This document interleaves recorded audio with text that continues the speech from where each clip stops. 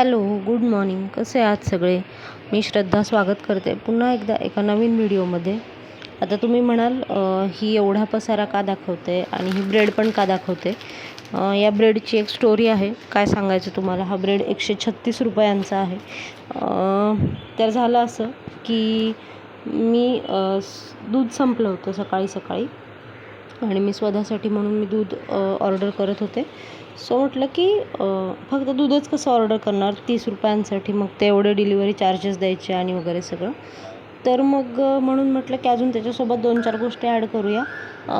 ते त्यांचं इन्स्टामार्टचं, आता नावच घ्यायला काय हरकत नाही. इन्स्टामार्टचं असं होतं की 200 रुपयांची जर तुम्ही काहीतरी ऑर्डर केलं तर डिलिव्हरी फ्री होते, असं काहीतरी होतं ते. तर म्हणून मग मी मुलींसाठी काही बिस्किटं किंवा मग ब्रेड आणि अजून 1-2-3 गोष्टी अशा ऑर्डर केल्या. तर मग मी म्हटलं की आता येईल हा इन्स्टामार्टवाला आणि म्हणून मी काय केलं की स्वतः उठली होती तेवढ्यात मी तिला घ्यायला गेले आतमध्ये आणि मग तिकडे सियाचे बाबा होते समोर. मग मी त्यांना सांगितलं की इन्स्टामार्ट येतं तर घ्या त्यांच्याकडून म्हणून. मग त्यांनी फक्त ब्रेड आणला आणि मला विचारलं, तू फक्त ब्रेडच ऑर्डर केलास का? मी म्हटलं नाही, एवढं सगळं तर मी ऑर्डर केलं होतं आणि फक्त ब्रेड कसा आला. त्यानंतर मी ऑर्डरमध्ये जाऊन चेक केलं किंवा मग बऱ्याच गोष्टी चेक केल्या. रिटर्न होते का ते बघितलं, काही ऑप्शन नव्हता. आणि इन्स्टामार्टचं एवढे दिवस कसं होतं की त्यांचे कॅश ऑन डिलिव्हरी होती. आत्ता कॅश ऑन डिलिव्हरीचं ऑप्शन त्यांनी आज बंद केलं होतं. मला का बंद केलं होतं ते कळलं नाही. आणि कॅश ऑन डिलिव्हरीचं ऑप्शन नव्हतं. आधी पैसे पे करावे लागत होते आणि मग ते सामान तुमच्याकडे आणून देणार. म्हणजे हा ब्रेड, म्हणजे सगळं टोटल सामान माझं 136 रुपयांचं झालं होतं. तर ह्या 40 रुपयाचा ब्रेड मला फक्त काय सांगायचं आता 136 रुपयांना पडला होता. आणि ही अशी या ब्रेडची स्टोरी होती. तसं तर आज सकाळपासूनच काही ना काहीतरी चाललं होतं. म्हणजे काल मी बघत होते की गहू दळून आणूया म्हणून, पण मी पूर्ण काल विसरून गेले. म्हणजे कसं काय विसरले मला पण नाही माहिती. आणि मग मी सकाळी आता बघितलं की म्हटलं चला आता पोळ्या करूया डब्यासाठी. डबा उघडून बघते तर काय, म्हणजे डब्यात पण पीठ नाही. मग 2-3 पोळ्यांचीच कणिक होती. मग त्यानंतर ती तेवढीच कणिक मग वांग्याची भाजी करायला घेतली आणि मग ब्रेडसाठी आज नेमकं घरात काही नव्हतं पण, म्हणजे सँडविचसाठी करायला चीज पनीर असं काय, कुठल्याच टोमॅटो पण संपले होते नेमकं. इतकी फजितीनं आज सकाळी काय सांगायचं, इतका वैताग आला होता. मी सियाच्या बाबांना कसं तरी 2-3 पोळ्या करून दिल्या डब्यासाठी, वांग्याची भाजी दिली आणि म्हटलं जाऊ दे आता मी थोडा वेळ बसते. मला इतकं फ्रस्ट्रेशन आलं होतं ते सगळं. मग स्वतःने मी थोडंसं ते सँडविच खाऊन घेतलं.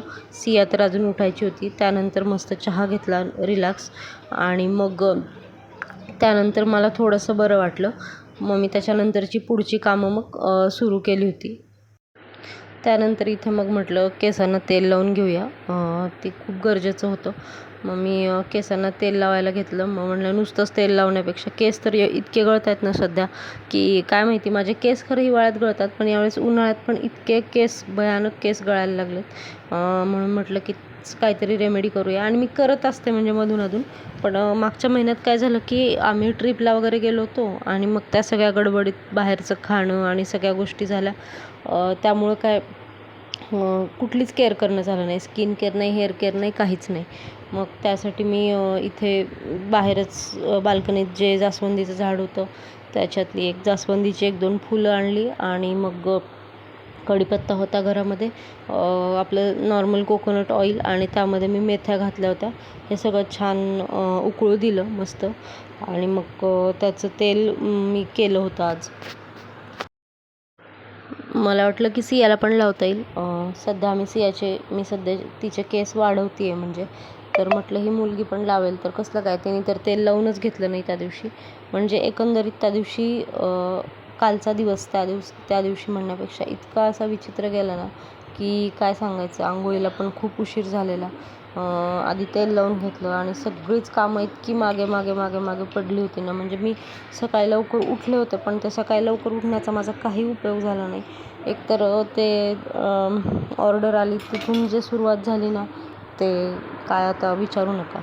त्यानंतर केसांना असं छान तेल लावून घेतलं आणि इतकं छान वाटत होतं ना तेल लावायला. म्हणजे असं वाटलं की मी स्वतः तेल लावण्यापेक्षा दुसरं जर कोणीतरी आत्ता मला तेल लावून दिलं असतं तर किती छान झालं असतं. खरं तर म्हणजे पार्लरमध्ये जाऊन कधी कधी हेड मसाज घ्यायला हवा. ते सुद्धा खूप छान असतं. आपले म्हणजे स्काल्पचे पोर्स वगैरे ओपन होतात आणि मग छान तेल आतमध्ये ॲब्सॉर्ब होतं. खरं तर असं म्हणतात की केस धुवूनच तेल लावायला पाहिजे, म्हणजे आपले जेव्हा पोर्स ॲब्सॉर्ब होत असतात ना तेव्हाच ते तेल लावायला पाहिजे. Hello, good morning.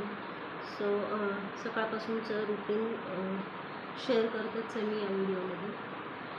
त्याआधी आज थोडी हेअर केअर केली आणि डोक्याला तेलसुद्धा लावलं होतं. म्हणजे आठवड्यातून 2 दिवस गुरुवार आणि रविवारला या गोष्टी केल्या तर केस जरा बरे राहतात. मागच्या महिन्यात काय झालं की खूप फिरल्यामुळे ना अजिबातच केसांची काळजी घेणं झालं नाही आणि त्यामुळे इतके भयानक केस गळाले ना. सो आज मी प्रायोरिटीवर केसांना तेल लावायचं काम केलं. ते तेल मी बनवलं होतं. ते कसं बनवलं होतं ते मी व्हिडिओमध्ये शेअर केलं आहे, ते फक्त बघून घ्या. आणि हे असं दर आठवड्यातून एकदा जरी तेल लावलं ना तरी इनफ आहे. केसांची काळजी घेतली गेलीच पाहिजे. खरं तर मला खूप मोठे केस असे नाही आवडत मला पर्सनली. म्हणजे मला कट असलेले म्हणजे छान प्रॉपर कट असलेले केस आवडतात. मला अजून याच्याहीपेक्षा बारीक केस असतील तरी चालतं. पण मग कधी कधी काय होतं की हेअरस्टाईल वगैरे करणं होत नाही. मग एवढे तरी केस हवेतच, म्हणून मी एवढे केस प्रिफर करते. सो चला, आता सकाळची कामं झालेली आहेत, सगळी आटपली आहेत. अंघोळ झाली, सगळं झालं. आता फक्त एक व्हिडिओ एडिट करायचं आहे आणि मग जेवण करेन आणि मग त्यानंतर दुपारी आराम. असं बघूया मग काय काय होतं आज दिवसभरात. तुम्हीसुद्धा माझ्यासोबत राहा.